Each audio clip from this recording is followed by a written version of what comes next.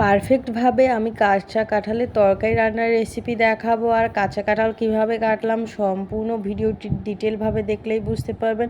কিভাবে কাঁচা কাঁঠালটা কাটলাম আর কিভাবে কাঁচা কাঁঠালটা আমি রান্না করলাম সম্পূর্ণ ভিডিওটি দেখলেই বুঝতে পারবেন। এই যে কাঁচা কাঁঠাল আমি আমার আম্মুর বাসায় গিয়ে আম্মু আর আমি একসঙ্গে কাঁচা কাঁঠালগুলো কেটে নিচ্ছিলাম। কাঁচা কাঁঠাল কিন্তু কাটার আগে কিন্তু হাতে সোয়াবিন তেল বা সরিষার তেল মাখিয়ে যদি কাঁচা কাঁঠালগুলো কাটা যায় আঠা কিন্তু লাগে না। এই যে আমি কাঁচা কাঁঠালগুলো কেটে নিচ্ছিলাম আমি আর আমার আম্মু একসঙ্গে। অনেকের হয়তো বা কাঁচা কাঁঠালের তরকারি রান্না খাওয়া হয়ে গিয়েছে, কিন্তু এই যে আমরা আজকে প্রথম কাঁচা কাঁঠালের তরকারি রান্না খাবো, সেই জন্য কাঁচা কাঁঠাল কিভাবে কাটলাম দেখতেই পেলেন। তারপর এই যে কাঁচা কাঁঠালগুলো কিন্তু এখন হালকা ভাপ দিয়ে নিব লবণ দিয়ে। শুধু কাঁচা কাঁঠালটা আমি হালকা ভাপ দিয়ে নিব, যতটুকু কষ থাকবে বের হয়ে যাবে। কাঁচা কাঁঠালগুলো কিন্তু একদমই সিদ্ধ হয়ে গিয়েছে, যতটুকু আমার ভাপ দিয়ে নেওয়া দরকার অতটুকু কিন্তু আমি ভাপ দিয়ে নিয়েছি। এখন কিন্তু রান্নাটা বসিয়ে দিব। রান্না বসিয়ে দেওয়ার আগে কিন্তু কাঁচা কাঁঠালের কিন্তু মেন উপকরণ ভাজনা বাটা। এটা দিলে কিন্তু টেস্টটাই অন্যরকম লাগে। ভাজনা বাটাটা আমি কিভাবে করলাম, পেঁয়াজ, তারপরে দারুচিনি, এলাচ, তারপর জিরা, এগুলো তেলের মধ্যে ভেজে নেওয়ার পরে ব্লেন্ডারেতে আমি পেস্ট করে নিয়েছি।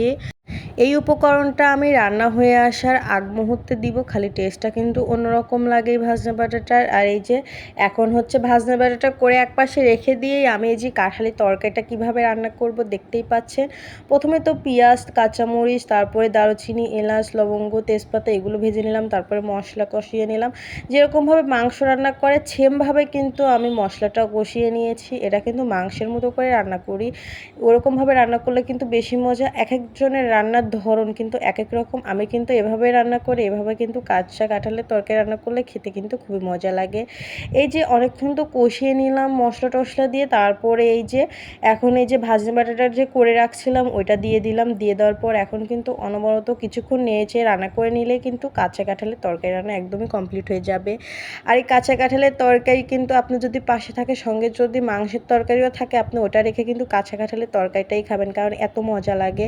আর এই কাঁচা কাঁঠালের তরকারি কিন্তু আপনার পরোটা, রুটি, সাদা ভাত, পোলাও সব কিছুর সঙ্গেই খেতে কিন্তু খুবই ভালো লাগবে।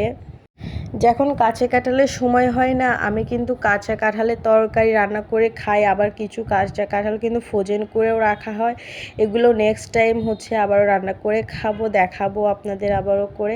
আর কাঁচা কাঁঠালের তরকারিটা কিন্তু আমার খেতে খুবই পছন্দ। এখন কিন্তু আমার কাঁচা কাঁঠালের তরকারি রান্না একদমই কমপ্লিট হয়ে গিয়েছে। আপনারা কে কীভাবে কাঁচা কাঁঠালের তরকারিটা রান্না করেন অবশ্যই কমেন্টে জানাবেন। আর আমি এভাবেই রান্না করি, এভাবে আপনারা যদি কখনও রান্না করে না খেয়ে থাকেন অবশ্যই এভাবে রান্না করে খাবেন, খেতে কিন্তু খুবই মজা লাগে। এভাবে কাঁচা কাঁঠালের তরকারি রান্না করলে কিন্তু অন্য কোনো তরকারি আপনারা খাবেনই না, কারণ এই তরকারিটা দিয়েই এক প্লেট ভাত আপনারা এমনিতেই খেয়ে ফেলবেন, কারণ এত মজা লাগে এই কাঁচা কাঁঠালের তরকারিটা।